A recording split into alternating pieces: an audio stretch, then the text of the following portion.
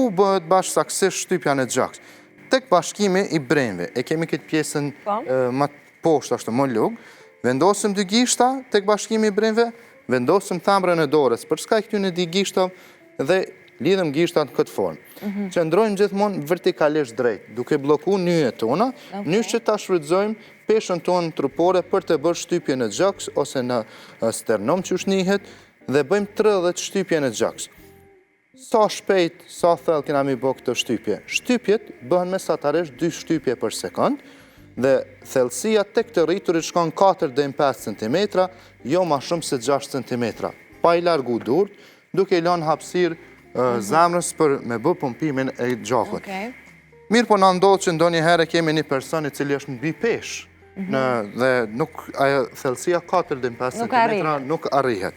Atëherë duhet ta bëjmë shtypjen 1/3 nga pjesa e fundit e shpinës deri në pjesën e sipërme të gjyksit, mesatarisht duhet ta bëjmë 1/3 e kësaj shtypje.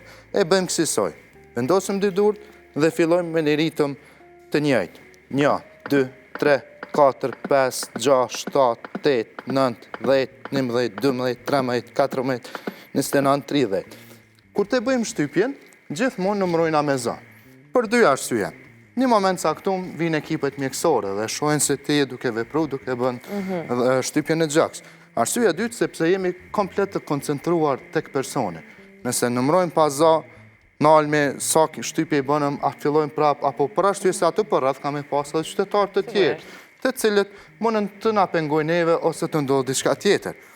Kemi bë 30 shtypje, atëherë kalojmë te kontrolli tjetër, kontrolli i tretë, e cila është rrugët e frymarrjes. Po flasim për teknikën që njihet si CAB, ose teknika kur na fillojmë drejt për drejt në kontrollin e pulsit të zemrës, pastaj dalim tek rrugët e frymarrjes dhe bëjmë 2 frymarrje artificiale. Fillimisht e hapum gojen tek ky person. Shohim nëse ka diçka. Flasim për të rriturit dhe fëmijët. Nëse ka, largojna me gishtin tregues. Gishtin tonë i pështjellëm me një faculet, me një tesh tonën dhe pastrojmë gojen e tina. Pastaj kontrollojmë nëse ky person po merr frym ose jo. Qysh bëhet kontrolli? Nga dale e ngritim kokën lart, në mënyrë që të hapen rrugët e frymarrjes. Dhe kontrollin e bëjmë 3 forma, duke shikuar gjoksin e personit apo ngritet apo ulët, duke ndëgjuar me veshin ton dhe duke ndiju me faqen ton. A ka forma të tjera të kontrollit të frymarrjes? Po. Si mund veprojmë? Për shembull, mund veprojmë duke vendosur një faculet në gojen e tina, të shohim apo lëviz atë. Mund veprojmë nëse kemi syze i vendosim syzat në mënyrë që xhami apo avullohet.